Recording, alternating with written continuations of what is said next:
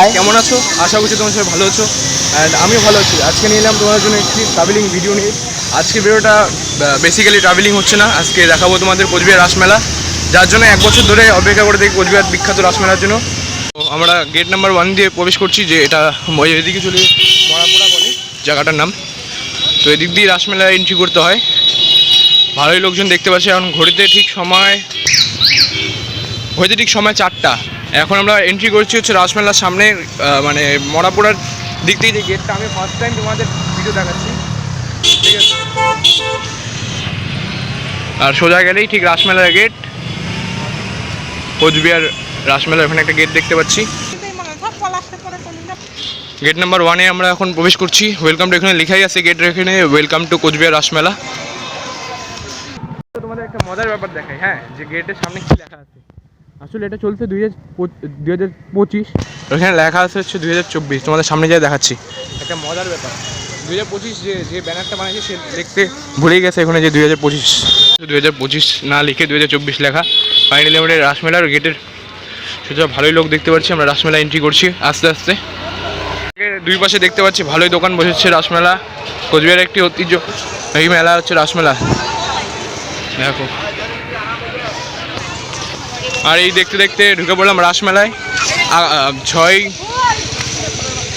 November রাসমেলাটি মানে উদ্বোধন হয়, ঠিক আছে। এখানে তোমাদের মেন রাইডগুলো আছে।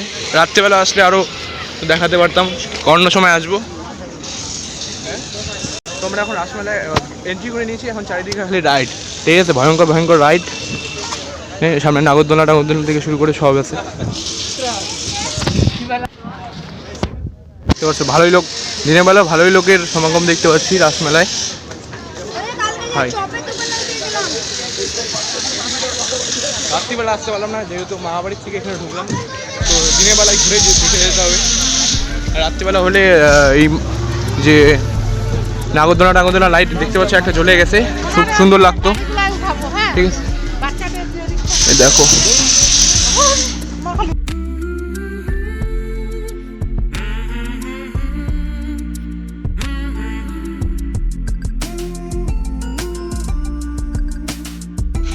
এটা হচ্ছে রাসমেলা। লোকজন ভালোই দেখতে পাচ্ছি, রাত্রিবেলা হলেও আরও লোকজনের ভিড় দেখতে পারতাম।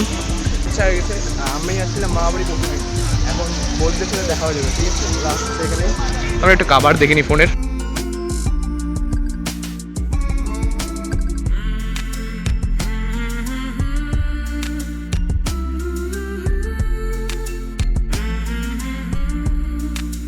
কোচবিহারের রাজা নৃপেন্দ্র নারায়ণ থাকতে থাকতেই এই মেলার শুরু হয়, আর আজও এই মেলা চলছে। প্রায় 100 বছরের বেশি হলো এই মেলার। আর এই মেলা একটি ঐতিহ্যবাহী মেলা। তো সময় ঠিক 4:30, মেলা কিন্তু ভালো জমে গেছে দেখতে পাচ্ছি, ঠিক আছে। রাত্রিবেলা আরও ভালো লাইটিং জ্বলবে, এখন কম রয়েছে, খালি নাগরদোলনা লাইটটা আপাতত জ্বলে গেছে।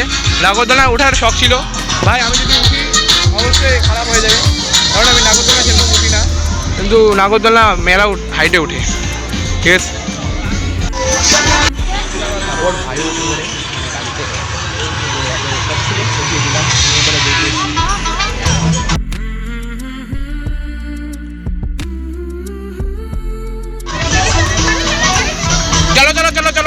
ঐতিহ্য মেলা, যেটা নৃপেন নারায়ণের করা হয় নাগরদোলনা অনেকদিন আগের থেকে। আর এখানে দেখো, এখানে নৌকা আছে, বোটিং হচ্ছে। ভাই নাগরদোলনা ওঠার কথা ছিল, আমার পক্ষে সম্ভব না ভাই নাগরদোলনা ওঠানো। যদি উঠি তাহলে আমার অবস্থা গায়ে রয়ে যাবে, ঠিক আছে। তো আমরা এখন যাবো স্টেশনে, যাবো, এখন 4:30 বেজে গেছে।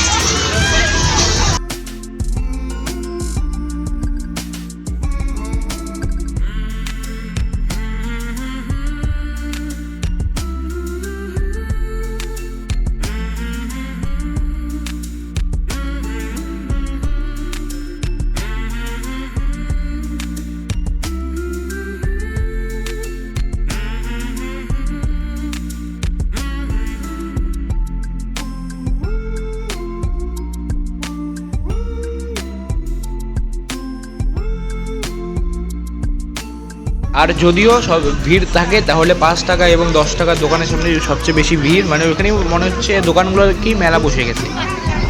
আর প্রত্যেকবার এই মেলাতে বিভিন্ন দেশ থেকে স্টল বসে, কিন্তু এবার বাংলাদেশের স্টল বসেনি। এই তো বন্ধুরা দেখতে পাচ্ছ মেলার প্রায় অন্তিম শেষে চলে এসেছি, ঠিক আছে, মেলা প্রায় শেষ।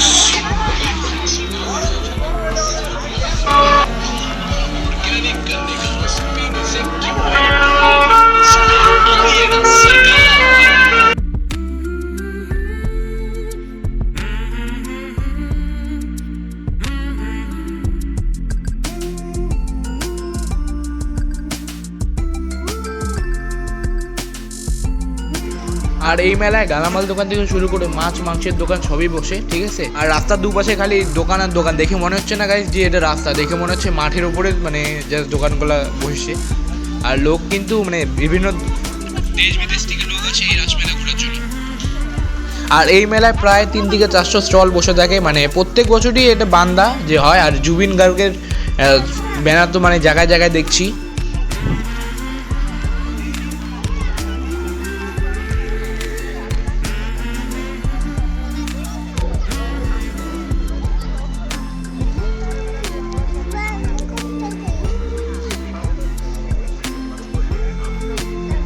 আর এটা হচ্ছে আরেকটি গেট, মানে এটা হচ্ছে কোচবিহার দিয়ে যদি তোমরা ঢুকো তাহলে ওটা ফার্স্ট গেট, আর যদি দিনহাটার ওই সাইড দিয়ে ঢুকো তাহলে ওটা হচ্ছে তোমার ফার্স্ট গেট হবে ওই পাশটা, আর এটা সেকেন্ড গেট হবে।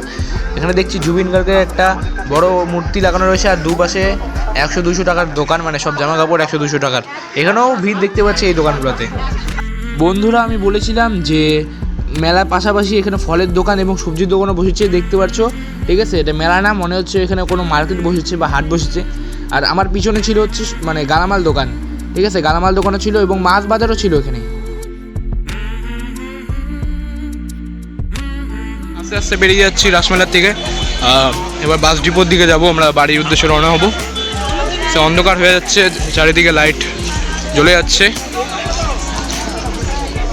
আমাদের যিশু একটু আগে উঠছিল গাড়িগুলোতে, যে গাড়িগুলো থাকে যে এখানে দেখো অনেক রকম ফুলের দোকানগুলো রয়েছে, ঠিক আছে। এখানে যে কতগুলো এগুলো মা এটা কত করে এগুলো দেখা যায়?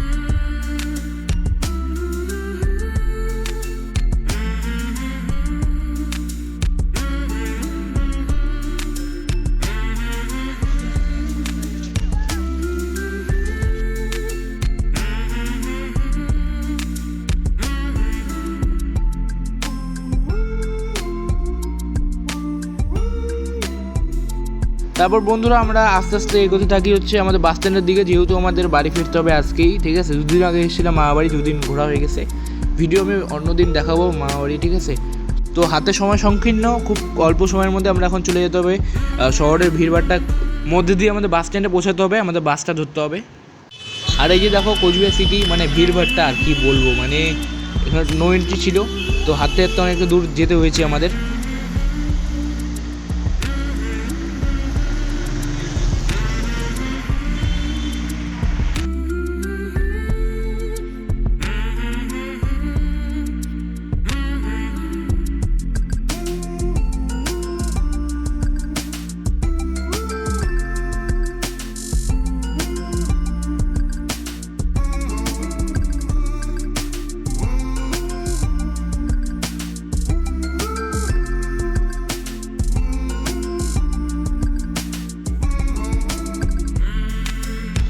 সাইকেলটা আজকে দিবে না তো, কালকে দিবে, কালকে ঠিক করে রাখবে দিনের বেলা, বুঝলা। আর 5:20 চলে এসেছি মিনি বাস স্ট্যান্ডে, ঠিক আছে। এখন আমরা যাবো ধূপগুড়ি।